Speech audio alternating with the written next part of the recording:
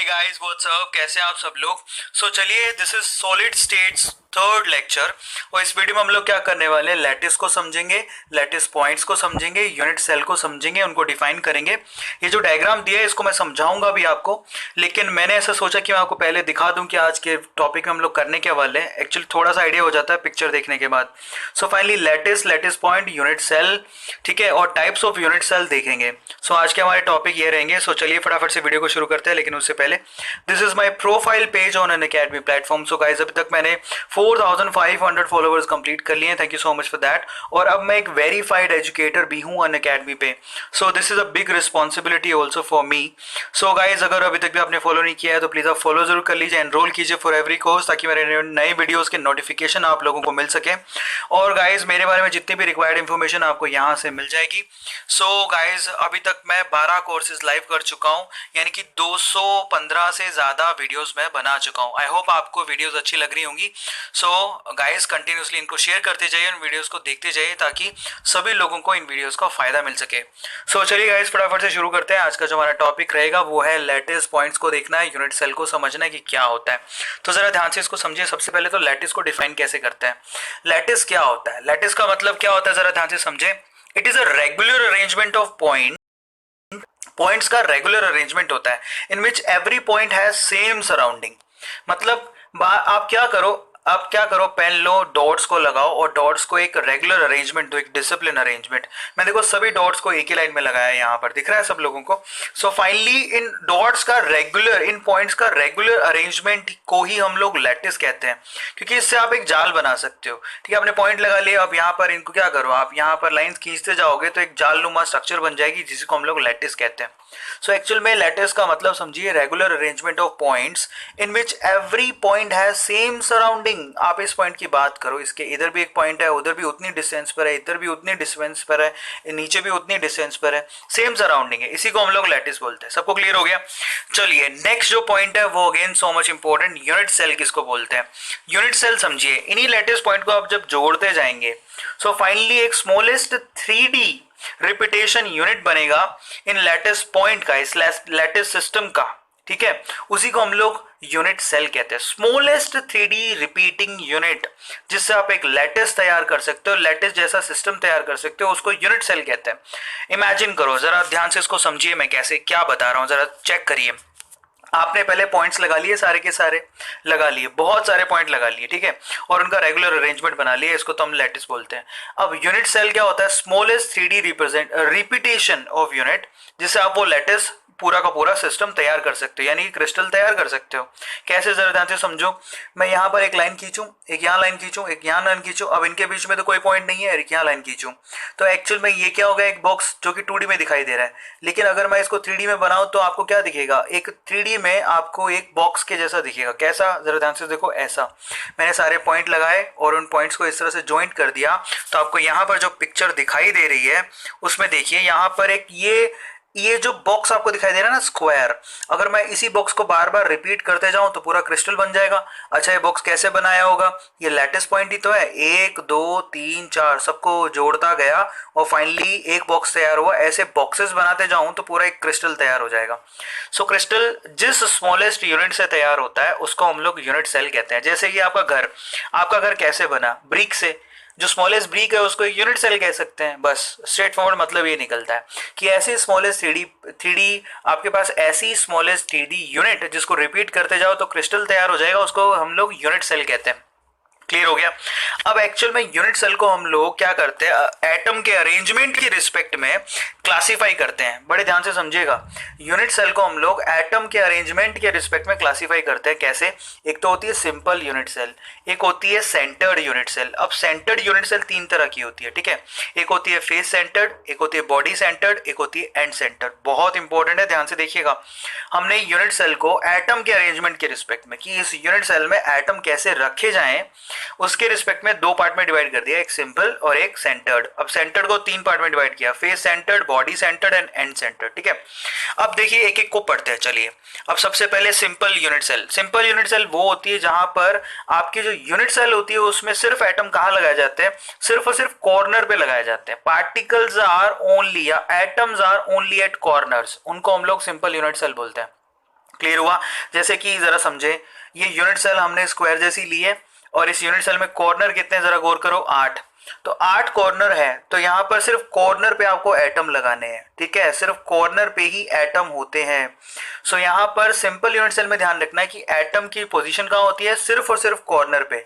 सो ऐसे अरेंजमेंट को हम लोग सिंपल यूनिट सेल बोलते हैं। सबको समझ में आ गया? चलिए अब आगे चलते हैं। सिंपल के बाद नेक्स्ट, सिंपल के बाद हम बात करते हैं फेस सेंटर्ड यूनिट सेल की। फेस सेंटर्ड में आपके एटम कहाँ होते हैं जरा चेक करो। देखिए फेस सेंटर्ड में जो पार्टिकल्स होते हैं, एटम्स होते हैं, वो कॉर्नर पे तो होते ही हैं, साथ ही साथ फेसेस में भी होते हैं। अच्छा, एक आपके पास अगर ये ऐसा स्क्वायर है तो फाइनली आप बताइए कॉर्नर कितने होते हैं, 8, फेस कितने होते हैं, 6।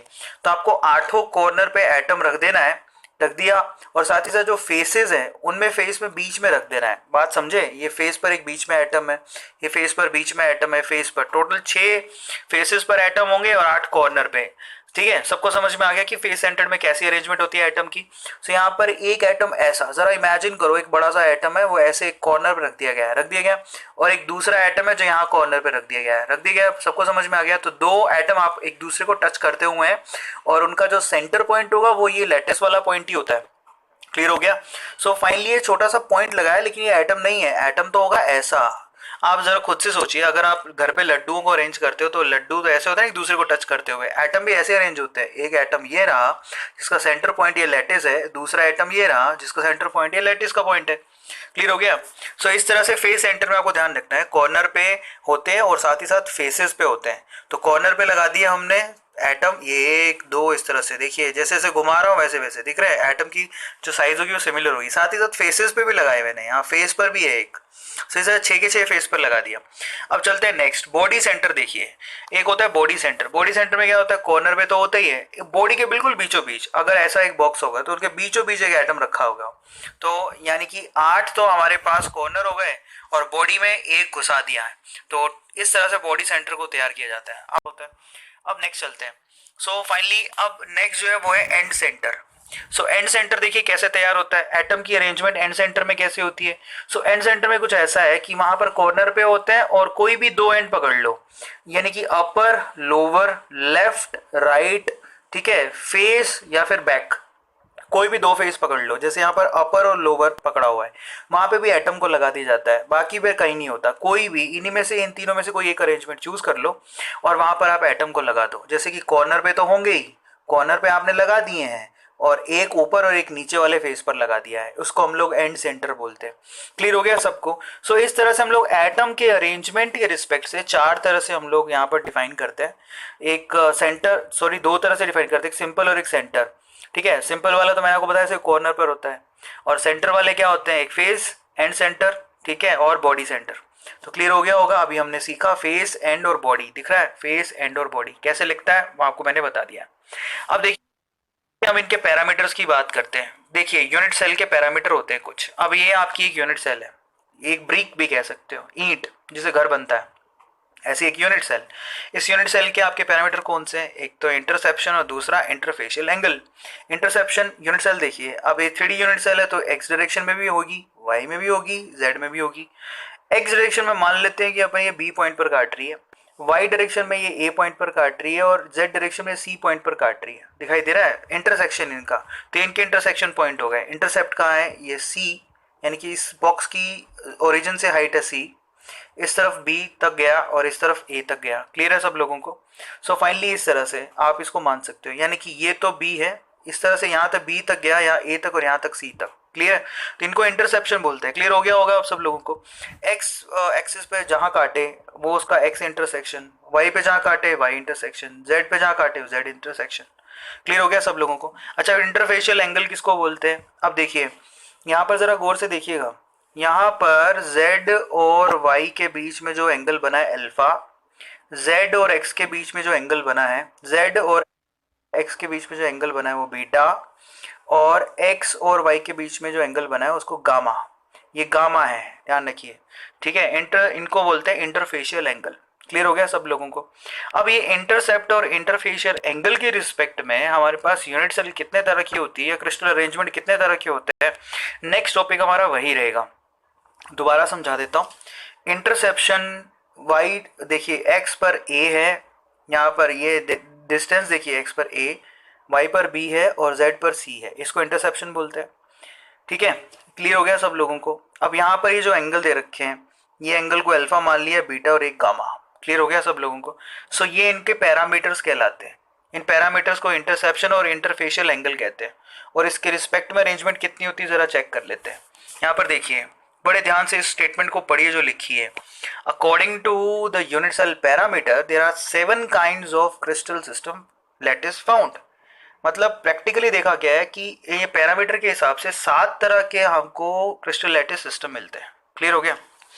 और अगर हम लोग इनकी अरेंजमेंट, 7 तरह के तो क्रिस्टल लैटिस सिस्टम है, और साथ ही साथ अगर हम इनको भी कैलकुलेट करें कि एटम की अरेंजमेंट के रिस्पेक्ट में यूनिट सेल कितनी तरह की होती है, simple, phase, body and and. 7 तरह के तो वैसे ही होते हैं, 4 ही अरेंजमेंट को भी अगर डाल दिए जाए तो हमने ये स्टडी किया है कि टोटल 14 तरह के क्रिस्टल आपको लैटिस मिलेंगे, जिनको हम लोग ब्रेविस लैटिस के नाम से जानते हैं। कितने तरह के होंगे? 14। ये सवाल भी बहुत बार पूछे जाते हैं। अब कैसे, शुरू में थोड़ा ऑकवर्ड लगता है लेकिन बहुत आसान है, ध्यान से देखिए भाई। आप यहाँ पर पैरामीटर के हिसाब से तो 7 तरह के होते हैं। कैसे? क्यूबिक, ये लिखा हुआ, टेट्रागोनल, और भी होते हैं, वो मैं आपको आगे बताऊंगा। तो 7 तरह के होते हैं। लेकिन आपको पता है कि क्यूब में भी आप एटम का अरेंजमेंट सिंपल तरीके से कर सकते हो, face centred, body centre, and centre, कर सकते हो कि नहीं कर सकते हो। सो ऐसा हमने एक्सपेरिमेंट कर करके देखा है कि 7 में अगर ये चारों अरेंजमेंट चेक किए गए पूरी यूनिवर्स में, कितने हमारे पास क्रिस्टल ऐसे हैं जो कि ऐसे अरेंजमेंट में रहते हैं, तो पता लगा कि टोटल 14 तरह के लेटिस अवेलेबल हैं। उनको हम लोग ब्रेविस लेटिस के नाम से जानते हैं। क्लियर हो गया। सो हम अगले वीडियो में क्या पढ़ने वाले हैं कि ब्रेविस लेटिस जो 14 तरह के होते हैं वो कौन कौन से होते हैं। हालांकि मैंने यहाँ पर एक रिप्रेजेंटेशन आपको दे रखा है, फिर भी मैं पिक्टोरियल रिप्रेजेंटेशन आपको नेक्स्ट वीडियो में बताऊंगा। टिल देन जितना पढ़ाया उसको एक बार रिवाइज कर लो, क्योंकि बहुत ही अच्छा टॉपिक है। मिलते हैं अगले वीडियो में। Thank you so much, thanks a lot.